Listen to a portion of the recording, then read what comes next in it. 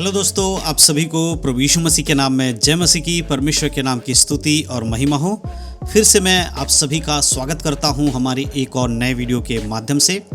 दोस्तों, आज के इस वीडियो के माध्यम से मैं आपको बताने वाला हूं, अगर आप प्रार्थना करते हैं और प्रार्थना करते समय आपको नींद आती है तो आज का ये वीडियो आपके लिए बहुत ही खास होने वाला है, क्योंकि आज के इस वीडियो के माध्यम से मैं आपको बताने वाला हूं कि आपको वो कौन सा काम करना चाहिए जिसके वजह से आपको प्रार्थना करते समय नींद नहीं आएगी और आप एक अच्छे से प्रार्थना कर पाओगे।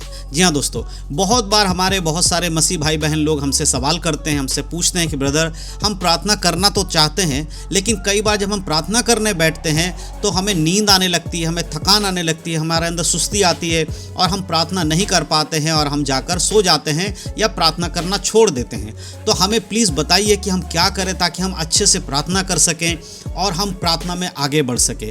तो आज के इस वीडियो के माध्यम से मैं आपको बाइबल के वचनों से बताने वाला हूं, अगर आप प्रार्थना करते हैं और प्रार्थना करते समय आपका मन नहीं लग रहा है या आपको नींद आ रही है तो आपको क्या करना चाहिए, वो कौन सा तरीका अगर आपको अपनाना चाहिए जिससे कि आप प्रार्थना करें तो आपको नींद ना आए, और अगर नींद आने की जो आदत है आपकी वो हट जाए, ऐसा कौन सा तरीके से अगर आप प्रार्थना करेंगे तो ये सब होगा। तो इस वीडियो में पूरी तरह से मैं आपको बताने वाला हूं, इसलिए वीडियो को बड़े ध्यान से देखिएगा और सुनिएगा, समझने की कोशिश करिएगा, क्योंकि सारी बातें इसी वीडियो में आपको समझाने वाला हूं और बाइबल के वचनों से भी मैं आपको बताऊंगा। अगर आप जो बातें आज मैं आपको बताता हूं उनको आप अगर अपने जीवन में लागू करते हैं, उन वचनों को अगर आप पढ़कर अपने जीवन में लागू करते हैं, तो आप देखेंगे आने वाले समय में धीरे धीरे जब आप प्रार्थना करना शुरू करेंगे तो जो आपकी प्रॉब्लम है, जो परेशानी है प्रार्थना के समय में नींद आने की, थकान आने की, वो बिल्कुल खत्म हो जाएगी और आप आसानी से प्रार्थना कर पाएंगे और बहुत अच्छे तरीके से परमेश्वर के साथ बैठकर बातचीत कर पाएंगे। इसके लिए वीडियो को पूरा देखिएगा। वीडियो देखने के बाद अपने मसीह भाई बहनों में वीडियो को शेयर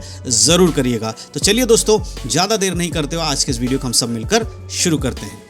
तो दोस्तों, जैसे कि मैंने वीडियो की शुरुआत में आपको बता दिया कि आज हम बात करने वाले हैं प्रार्थना से जुड़ी हुई बातों पर।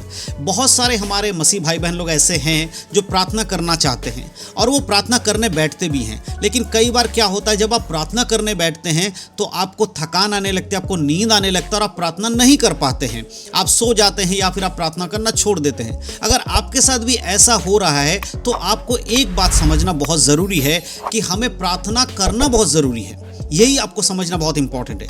कई बार जब लोग प्रार्थना करने बैठते हैं और प्रार्थना करते उनको थकान होने लगता है, 2 बार 3 बार करते फिर कहते चलो छोड़ो, नींद आ रही है, बाद में प्रार्थना कर लेंगे।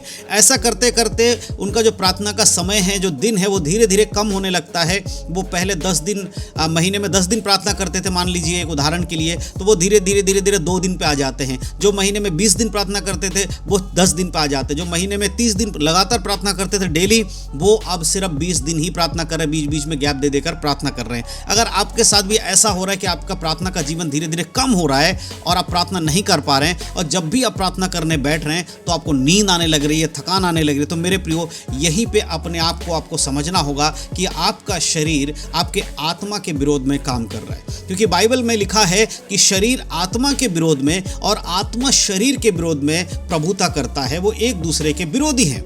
शरीर कभी नहीं चाहेगा कि आप आत्मिक बातों में आगे बढ़ो और आत्मा हमेशा आपके शरीर को आत्मिक बातों में आगे बढ़ाने के लिए कोशिश करेगा, और इसी बातों को लेकर जो शरीर है हमेशा प्रबल रहने की कोशिश करता है। इसीलिए जब एक व्यक्ति प्रार्थना करने बैठता है या वचन पढ़ने बैठता है तो उसे नींद आने लगती है, क्योंकि उसका शरीर जो है उस चीज़ में नहीं जाना चाहता है।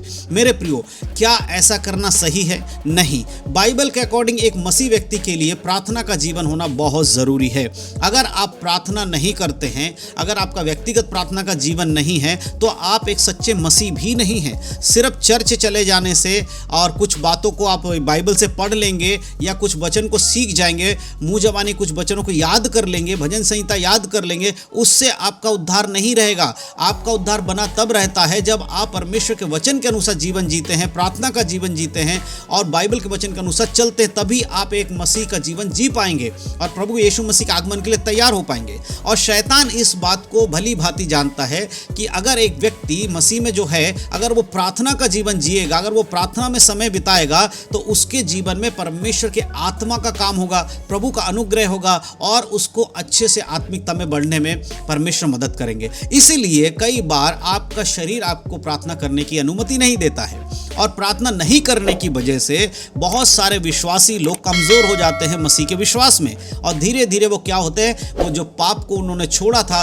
उसी पाप में धीरे धीरे फिर से वो फंसते चले जाते हैं, और ऐसा बिल्कुल भी नहीं होना चाहिए। मैं आपको बाइबल के वचनों से कुछ उदाहरण देना चाहता हूं। जब यीशु मसीह अपने चेलों के साथ थे, प्रार्थना करने जा रहे थे, तो यीशु मसीह ने अपने चेलों से कहा कि तुम प्रार्थना करो, तुम जागते रहो और प्रार्थना करो। तो देखिए वहां पर क्या हुआ, उस घटना को मैं आपको बताना चाहता हूं। हम पढ़ेंगे मत्ती रचित सुसमाचार और उसका 26 अध्याय और वचन 40 और 41। यहां पर देखिए क्या लिखा है, फिर उसने चेलों के पास आकर उन्हें सोते हुए पाया और पतरस से कहा, क्या तुम मेरे साथ एक घड़ी भी ना जाग सके?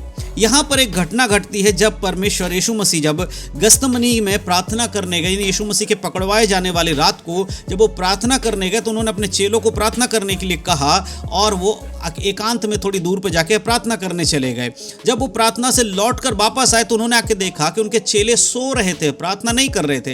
यीशु मसीह ने कहा कि तुम प्रार्थना करो, लेकिन वो सो रहे थे।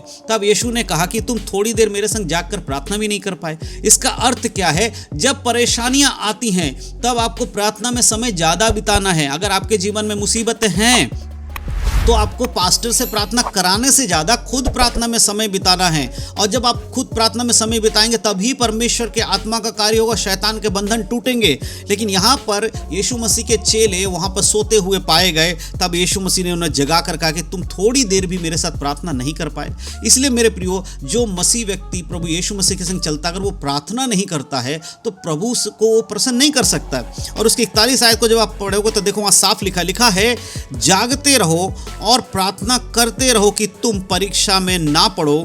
आत्मा तो तैयार है परंतु शरीर दुर्बल है। देखिए, आत्मा तैयार है प्रार्थना के लिए, लेकिन शरीर जो है वो दुर्बल है। और इसीलिए जब आप प्रार्थना करने बैठते हैं आपको नींद आती है। इसका कारण क्या है कि आपके शरीर जो है वो दुर्बल है, वो आत्मा को बढ़ने नहीं दे रहा है। और यहाँ प्रभु क्या कह रहे हैं, जागते रहो और प्रार्थना करते रहो क्योंकि तुम परीक्षा में ना पड़ो, इसलिए प्रार्थना करो। हर मसीह के जीवन में प्रार्थना क्यों होना चाहिए? क्योंकि हम सब जानते हैं जितने भी लोग मसीह यीशु में विश्वास के संग जीवन जीना चाहते हैं, अवश्य हैं कि वे सताए जाएंगे। और अगर हम प्रभु में बढ़ते हैं, प्रभु में जीना चाहते हैं तो हम सताए जाएंगे। और उस सताव से और उस परेशानी में से निकल कर जाने के लिए हमें प्रार्थना की ज़रूरत है। हमारे जीवन में परीक्षाएं तो आएंगी, लेकिन उन परीक्षाओं में से होकर जाने के लिए हमें प्रार्थना की ज़रूरत है। तो जब एक मसीह व्यक्ति प्रार्थना नहीं करता है तो होता क्या है कि उसका आत्मिक जीवन खत्म हो जाता है। भले ही आप चर्च जाने वाले व्यक्ति हो, भले ही आपके नाम के आगे पीछे मसीह लगा रखा हो आपने, आप एक बड़े चर्च के मेंबर हो सकते हैं, एक अच्छे पास्टर के आप उसके चर्च में जाने वाले व्यक्ति विश्वासी हो सकते हैं, लेकिन उससे कभी भी आपका उद्धार नहीं होगा। आपका उद्धार तभी होगा जब आप परमेश्वर के वचन के अनुसार जीवन जी रहे हैं। प्रार्थना का जीवन अगर आपका है तभी आपका उद्धार संभव है मेरे प्रियो। इसीलिए जिस व्यक्ति को भी लगता है कि प्रार्थना करने में नींद आ रही, तो आप एक काम करिएगा, जब भी आप प्रार्थना करने बैठे और आपको नींद आने लगे, तुरंत उठिए, जाकर मुंह धोइए, थोड़ा सा पानी पिए, फिर दोबारा वापस आकर प्रार्थना करना शुरू कर दीजिए।